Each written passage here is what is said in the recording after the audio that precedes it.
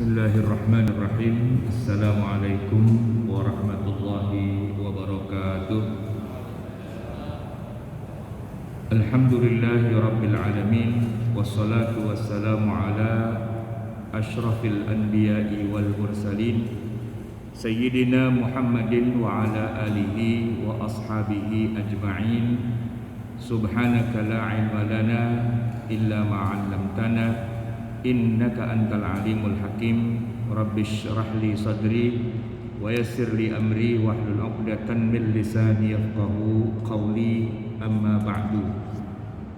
Hadirin jamaah Masjid Daril Muqarrabin yang dirahmati Allah, alhamdulillah wa syukrulillah. Malam hari ini kita akan teruskan kajian kita fikih pernikahan, masuk ke halaman 271,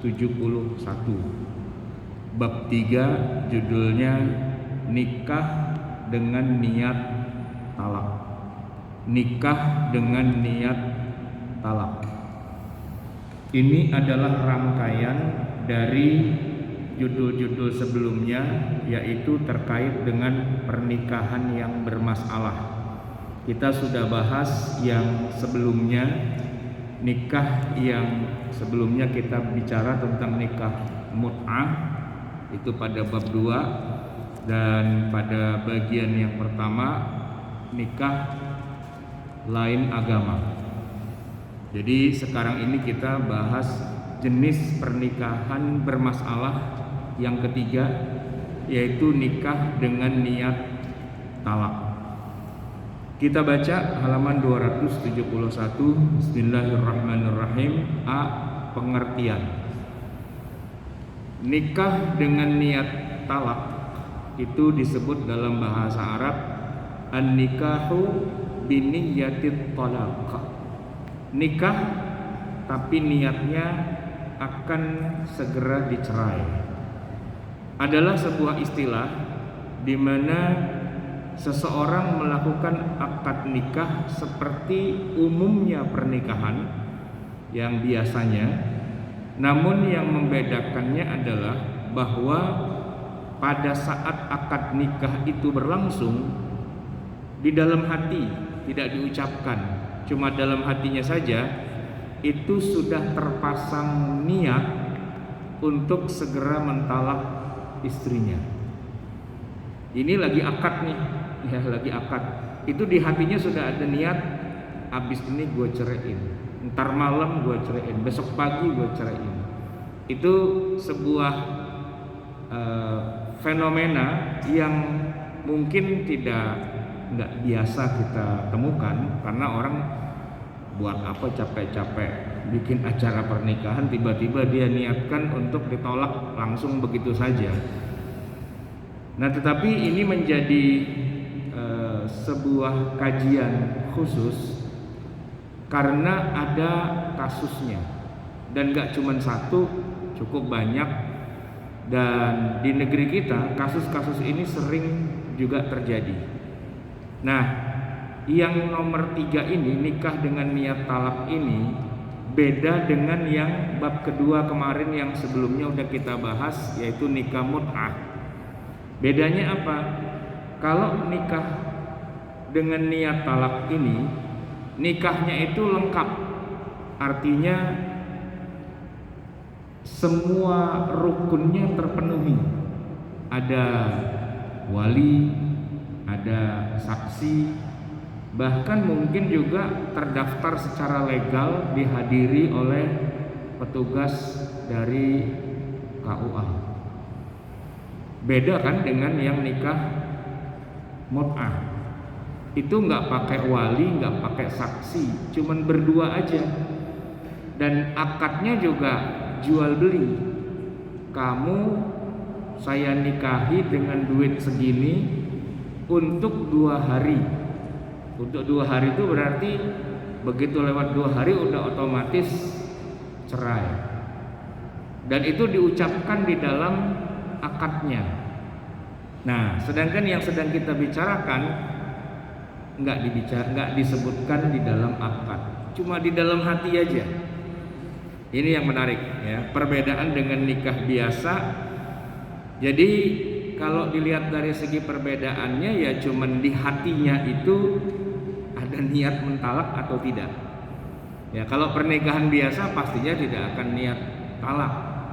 Kecuali sedikit aja perbedaannya itu dengan adanya sighat ta'liq. Sighat ta'liq itu Pak, itu sebenarnya juga nikah dengan niat talak juga. Cuma itu adalah sebuah hilah syar'iyah yang digunakan oleh negara demi untuk melindungi para wanita. Sighah ta'liq. Sighah itu maksudnya apa sih? Sighah itu maksudnya adalah ucapan dari seorang suami untuk mentalak istrinya. Kalau kita perhatikan di dalam akad nikah itu, begitu selesai suami mengucapkan saya terima nikahnya, mas kawinnya tersebut tunai, ya kan, kemudian saksi ditanya gimana, sah al-fatihah gitu ya. Nah setelah itu kemudian kepada mempelai laki-laki biasanya disodorin selembar kertas yang tertulis di situ judulnya sighat ta'liq. Sighat itu ucapan. Ucapan apa? Ucapan untuk menceraikan istrinya. Ya, cuma pakai ada istilah ta'liq. Apa itu ta'liq? Allaqa yu'alliqu, ya, sesuatu yang sifatnya menggantung.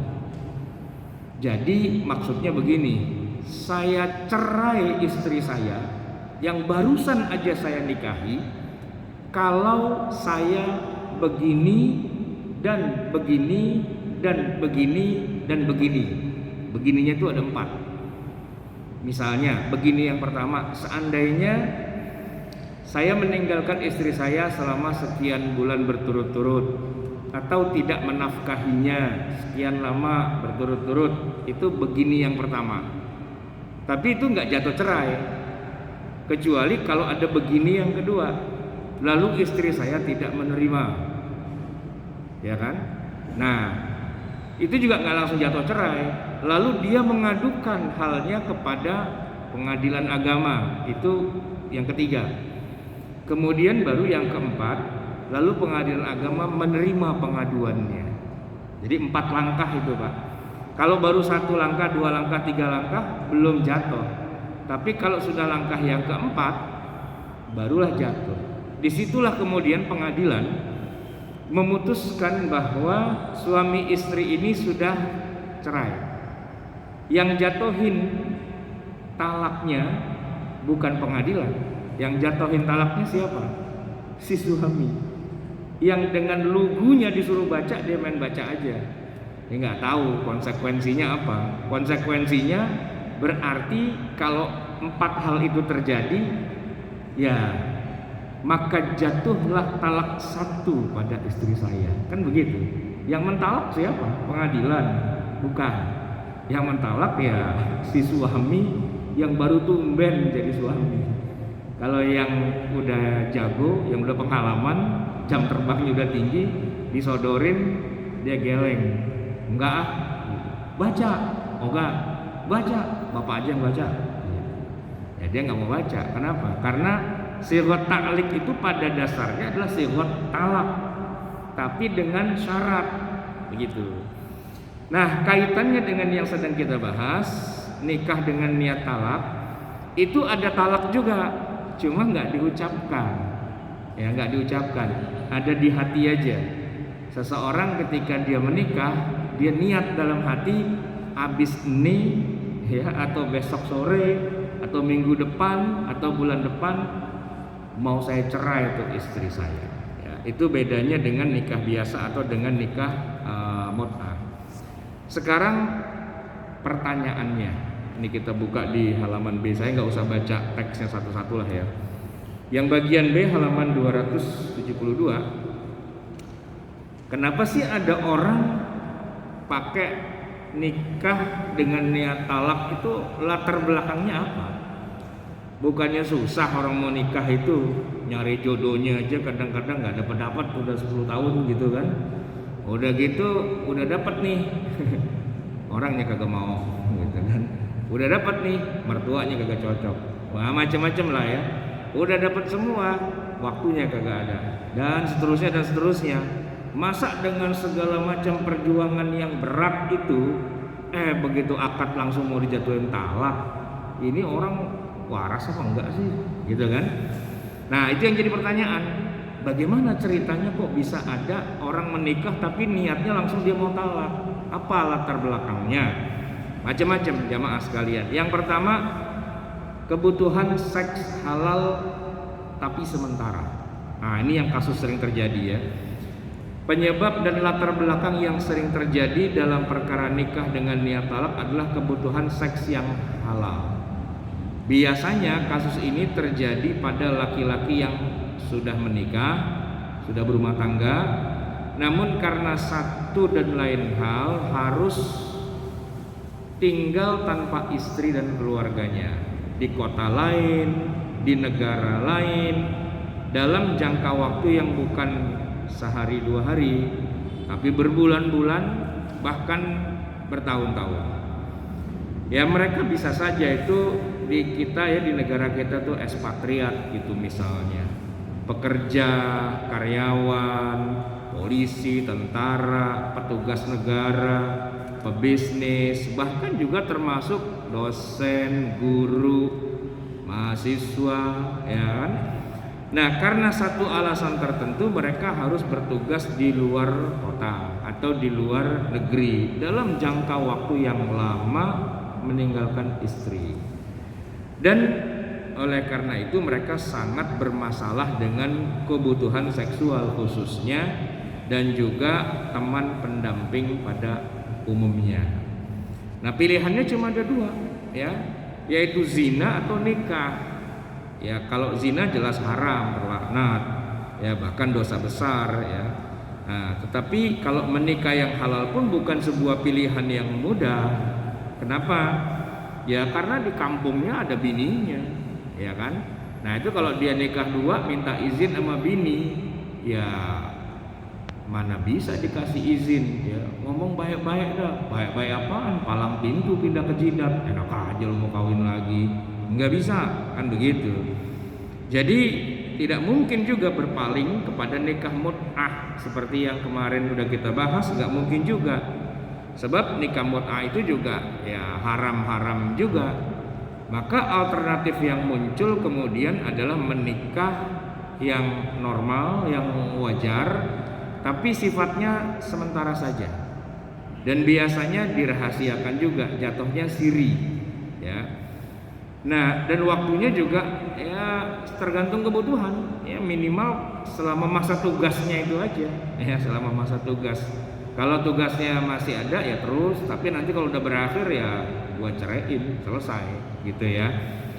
Nah, jadi diniatkan di dalam hatinya selama saya butuh jadi bini. Begitu udah purna tugasnya, udah harus balik kampung dan sebagainya, ya sudah, saya akan cerai. Tapi itu nggak terucap di mulut, nggak masuk dalam sirot, nggak masuk dalam segala akad-akad itu ya, semuanya itu cuman ada di dalam hati. Masalahnya adalah kemudian yang melakukannya banyak dan rutin dan semuanya sudah tahu sama tahu. Yang perempuannya tahu, yang mertuanya tahu, yang penghulunya tahu, yang hadirin dan hadiratnya tahu, semuanya tahu. Ini cuma nikah buat bentaran doang gitu ya. Nah, jamaah sekalian yang dirahmati Allah, ini nanti yang menjadi masalah hukumnya gimana ya, pasti ada pro dan kontra. Tapi kita lihat dulu penyebab yang lain. Yang kedua adalah bersenang-senang ya. Sebagian kalangan juga ada yang melakukan pernikahan model seperti ini dengan tujuan semata-mata hanya ingin bersenang-senang semata. Kalau tadi kan memang kebutuhan, dalam arti memang tugas, meninggalkan istri keluarga sekian bulan, sekian tahun.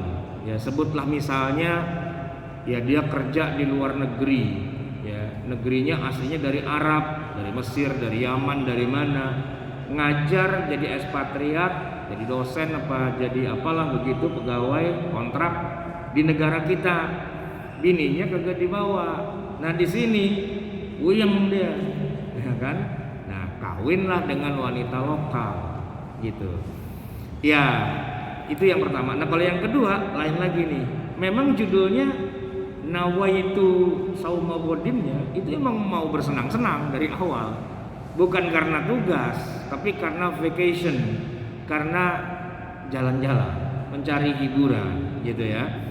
Sebab kedatangannya ke suatu negeri sama sekali bukan dalam rangka penugasan atau kepentingan yang logis, melainkan hanya sekedar liburan dan jalan-jalan sesuka hati, dengan bonus selingan menikmati seks lewat pernikahan model ini. Hingga pada akhirnya tujuan utamanya berubah 180 derajat. Tujuannya semata-mata adalah wisata seks, bukan sekedar liburan dan wisata. Nah, di negeri kita, di kawasan Bogor, Puncak, Cianjur, termasuk daerah yang sering ya didatangi oleh para wisatawan dari mancanegara. Ya kalau dari barat emang udah nggak beragama, zina mah nyantai aja dia. Dari awal emang udah kumpul kebo, nggak usah di sini dia kumpul kebo, di kampungnya juga kumpul kebo dia. Itu dia tinggal sama perempuan, punya anak 3, tapi belum nikah. Nah, itu biasa, emang orang barat begitu hidupnya. Cuman yang dari negeri-negeri Islam ini kan mereka ngerti agama, sholat lah, apa segala macam gitu kan. Nah di sini dia nggak bisa dong berzina begitu aja, harus nikah. Nah nikah yang mereka lakukan ini an-nikahu biniyatit talaq, nikah dengan niat tolak gitu. Jadi prakteknya mereka datang ke negeri kita, mendarat di Bandara Cengkareng gitu ya. Itu bahkan visanya aja cuma 15 hari Pak, pakai on arrival. Beli di ngantri di bandara, yang bisa dibeli di bandara ya dengan harga $10, $25 tergantung negaranya. Untuk liburan ya setengah bulan, 1 bulan begitu ya. Jadi ya nanti kalau visanya sudah habis, waktunya udah habis, atau duitnya udah habis buat nginep di mana-mana itu ya pulang. Waktu liburannya udah habis, pulang. Nah pada saat pulang itulah kemudian dia menceraikan istrinya yang sudah diniatkan sejak awal datang tiba ke sini, gitu ya. Nah itu motivasi yang kedua.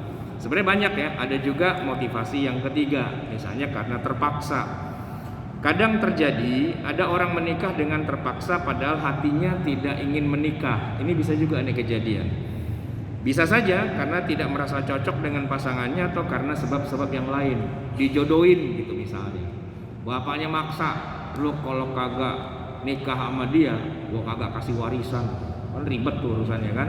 Nah, ya udah nikah gitu. Ya kan? Yang penting orang tuanya udah senang. Begitu udah nikah, dibilang orang tuanya, "Puas." Nah, udah langsung diceraiin jadinya. Kan udah gitu ya. Nah misalnya di dalam hatinya menikah pada saat itu bukan merupakan solusi, tapi hanya menjadi beban saja, beban hidup yang sudah berat masih ditambah lagi dengan beban lain yaitu menikah. Maka seringkali orang yang terpaksa harus menikah saat dengan pasrah dia harus menikah akan tertanam dalam hatinya ya udahlah nikah lah, nikah dah begitu ya. Nah, kasus nikah dengan niat tolak itu juga sering terjadi pada kasus di mana suatu pasangan pengantin dijodohkan oleh orang tua mereka. Jadi contoh yang ketiga ya. Yang keempat, mungkin kasusnya yang lain karena kecelakaan ya. Kadang nikah dengan niat tolak itu terjadi pada pemuda yang dipaksa menikah karena telah menghamili sebelumnya. Nikahnya ditangkap ansip. Itu kan dipaksa nikah itu, ya kan? Mau nggak mau lo kagak nikahin nggak lo gitu kan. Nah, kalau nggak digebukin sama pemuda sekampung gitu, terpaksa dia kawin dah di situ kan. Ya dalam hatinya gua kawin sekarang, besok pagi gua ceraiin ya, orang udah nggak tahu, pokoknya udah kawin kan. Nah masalah diceraiin habis itu ya lain cerita. Boleh jadi pemuda itu pada hakikatnya belum siap untuk menikah karena memang tidak punya pekerjaan tetap, pengangguran, banyak utang, hidup pun jadi benalu buat orang lain. Ketangkep ansip dipaksa nikah malam itu juga. Apa boleh buat nikah?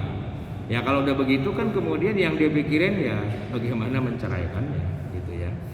Atau ada kasus yang kelima, muhallil. Kasus orang talak 3. Dia udah 3 kali nih mentalak istrinya. Talak pertama rujuk, talak kedua rujuk. Nah ini yang ketiga, jatuhin talak yang ketiga kalinya. Mau rujuk nggak bisa, syaratnya kan harus apa? Yang perempuan istrinya harus nikah dulu dengan orang lain, gitu ya. Bukan yang laki yang nikah dulu, yang perempuannya. Nah pada saat nikah dulu dengan orang lain nih yang jadi suaminya yang baru. Itu ada juga yang disetel, lo kawinin bini gua tapi lo jangan coel-coel, awas gitu ya.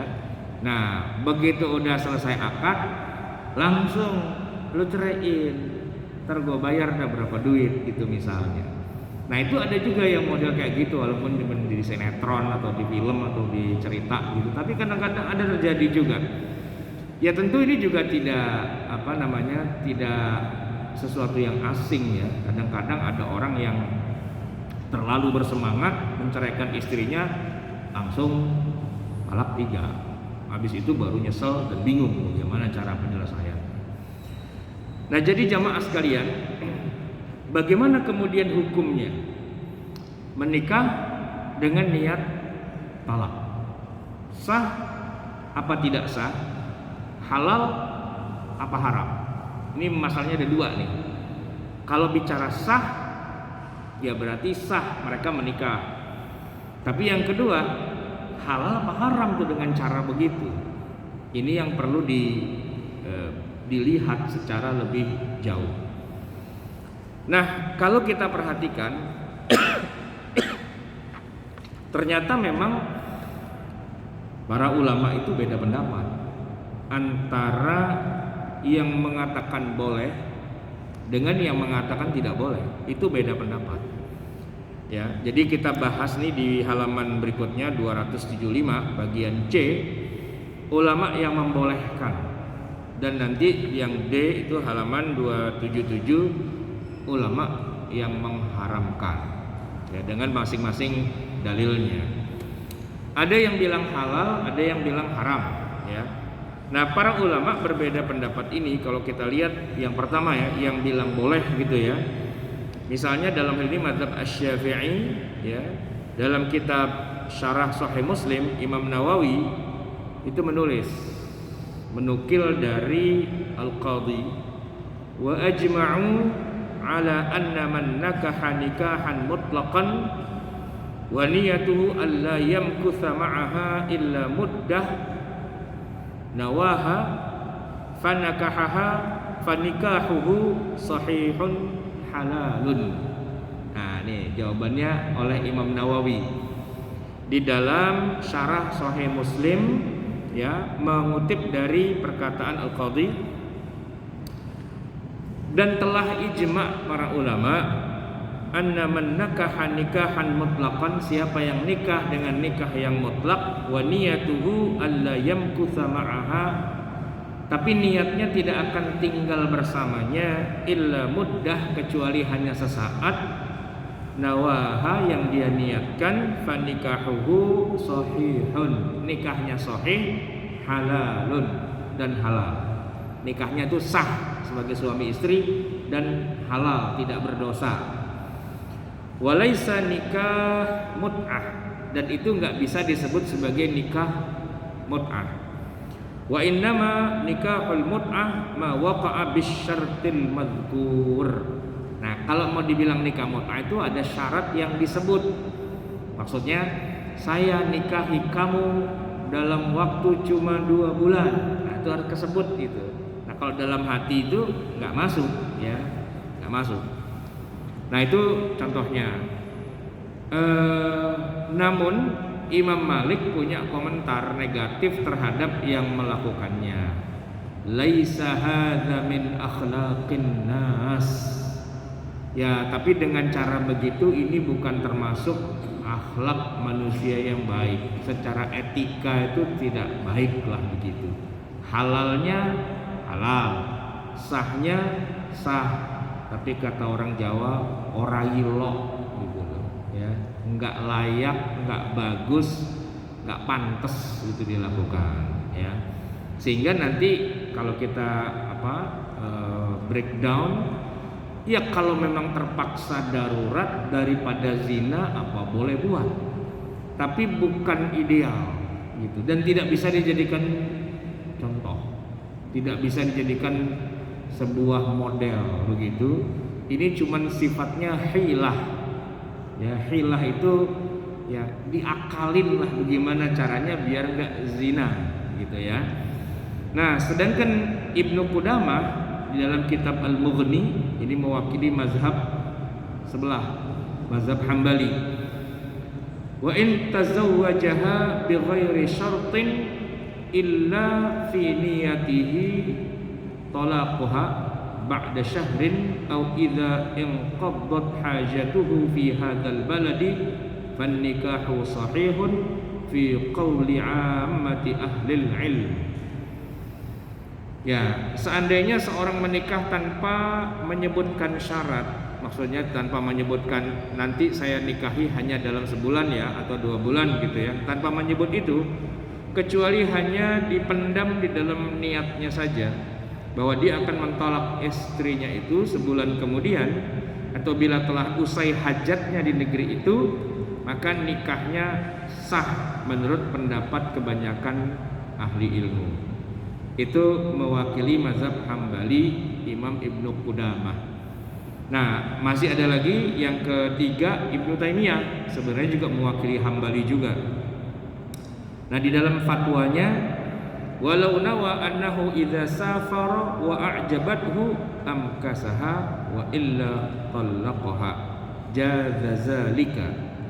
Ya, seandainya ada seorang niat ya bahwa dia ketika safar gitu ya terus menikah, nah setelah berjalan kok cocok nih ya terusin gitu, maka amkasaha, dia pegang terus istrinya itu nggak dicerai. Wa illa, tapi kalau wah nggak cocok nih saya sama istri yang model kayak gini nih ya, talaqaha, saya talak. Nah, waktu dia nikah itu dalam hatinya belum pasti itu. Ini gimana? Mau nikah diterusin nanti seterusnya atau mau ditalak? Ya kita lihat lah dalam seminggu ini gitu ya. Kalau beres terus, kalau hancur bubar gitu ya. Jaza dzalika. Nah, kata Ibnu Taimiyah ya itu boleh. Baik, itu kalangan mereka yang membolehkan. Sekarang kita masuk ke kalangan ulama yang mengharamkan.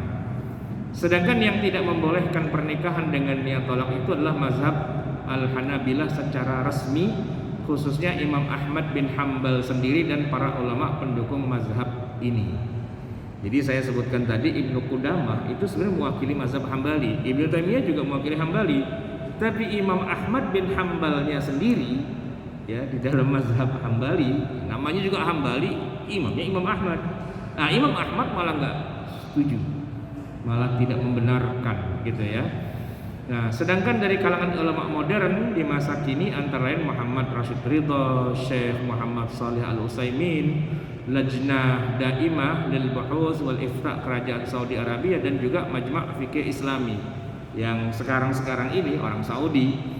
Ya, Syekh Utsaimin itu terkenal sebagai tokoh ulama besar di Saudi. Itu kalau ditanya bagaimana hukum orang yang melakukan nikah dengan niat tolak, beliau nggak boleh, haram hukumnya. Ya, termasuk juga dalam ya kalau di kita namanya MUI, di sana namanya Lajnah Daimah. Itu kalau jawabannya menyatakan tidak boleh. Nah, cuman masalahnya yang melakukannya justru orang Saudi di Indonesia ini, di Puncak, di Bogor, Cianjur dan seterusnya itu orang Saudi. Nah kan kita tanya, woi, Itu kan diharamin di negara lo. Kenapa lo kerjain di sini? Ya kan? Apa jawabannya? Haram kan di negara saya. Kalau di sini mah nggak haram. Ya emang tidak diharamkan.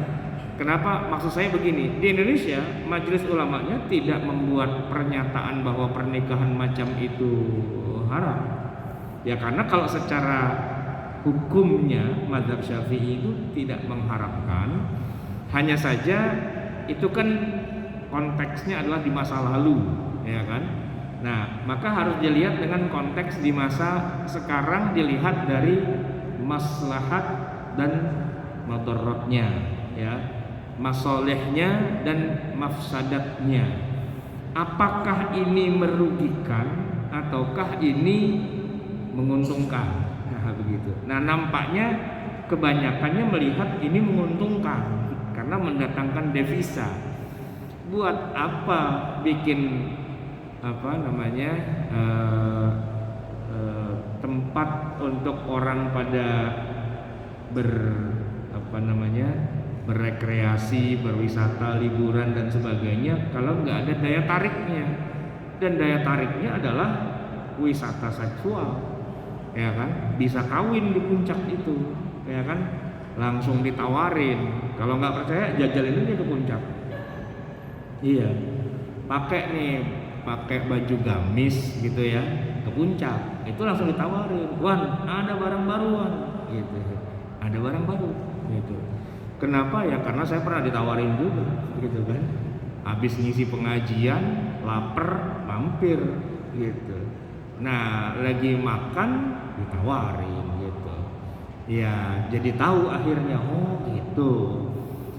Ya memang ada supply, ada demand gitu kan. Ada supply, ada demand. Ada permintaan, ya ada supply gitu kan. Jadi bahkan kalau mau yang resmi juga bisa diatur semua. Kan negeri kita kan termasuk negeri yang sangat teratur. Jadi apa-apa bisa diatur gitu kan. Iya, negeri kita juga negeri yang sangat damai, cinta damai, apa-apa damai lah gitu kan. Jadi ya sudah jadi sebuah bagian dari industri kreatif gitu istilahnya. Industri kreatif yang kalau mau disalahin secara hukum juga nggak ketemu. Kenapa? Ya karena sah juga sih sebenarnya. Cuman ya balik lagi, ini secara etika dan moral kok begini ya. Tapi kalau pelakunya ridho, ya kan, bahkan nikahnya itu nggak semuanya pelacur. Ada juga yang emang bapaknya yang nikahin, ada juga. Makanya ini wilayah yang sedikit rada abu-abu antara yang halal dengan yang tidak halal.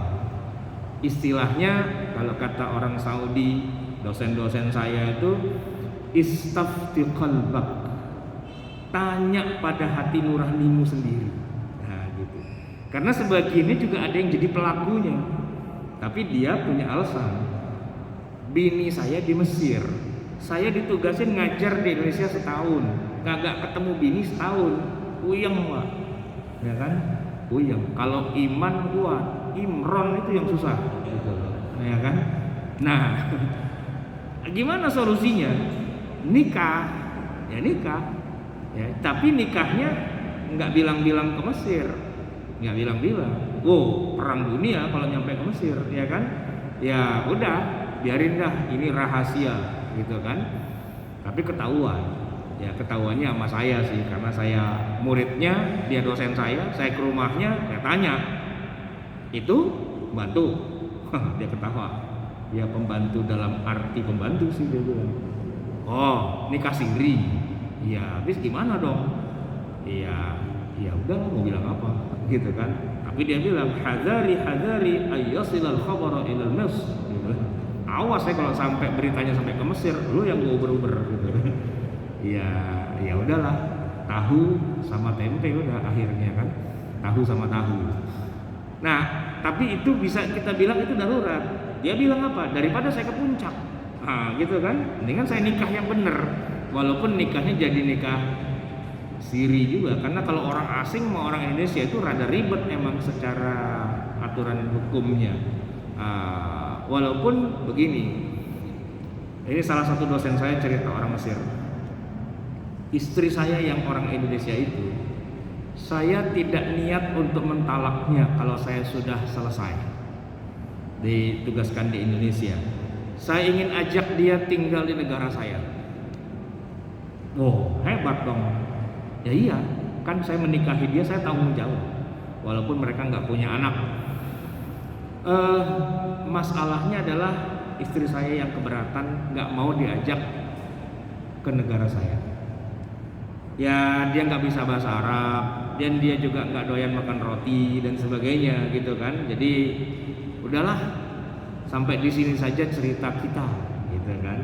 Jadi istrinya yang mendingan dicerai daripada diajak ke Arab.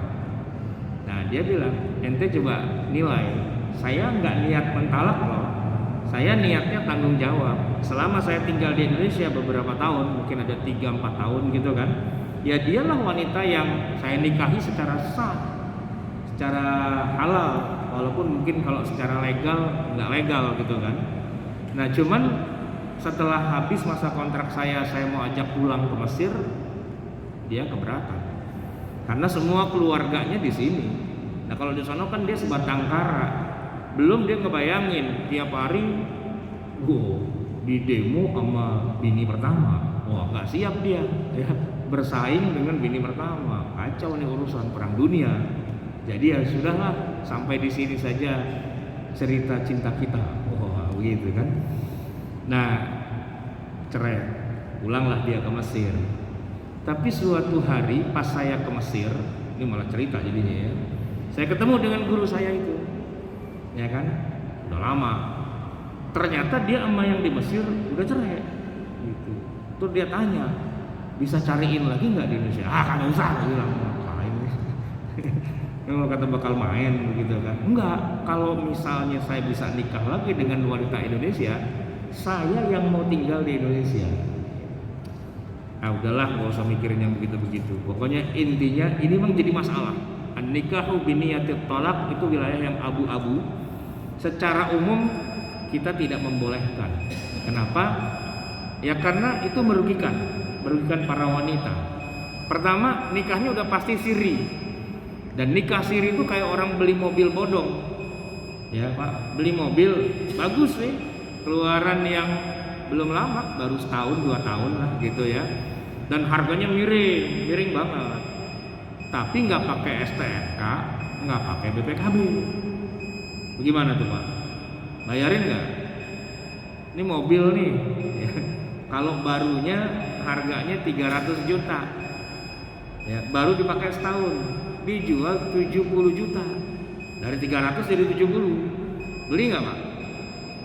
Ya masih bagus, masih mulus, cuman BPKB sama STNK kagak ada. Ya kita mikir, lah ngapain gue berurusan dengan beginian, ya kan? Jangan-jangan pagi dibayar soalnya polisi datang, diambil sebagai barang bukti. Nah nangis bombay kita, kagak ada urusan.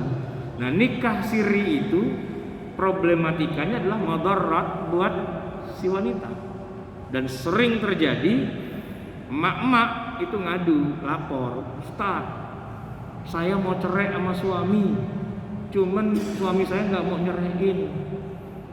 Saya bilang ya udah, tinggal ngadu aja ke pengadilan agama. Itulah masalahnya Ustaz, kan saya nikahnya siri, jadi saya nggak punya surat nikah. Pengadilan agama nggak mengakui pernikahan kami. Oh itu mah derita lo, salah sendiri, ngapain lo kawin siri gitu kan? Kagak. Udah zaman hari gini 2020 masih siri-siri aja, kerjaannya tuh emang nggak bener.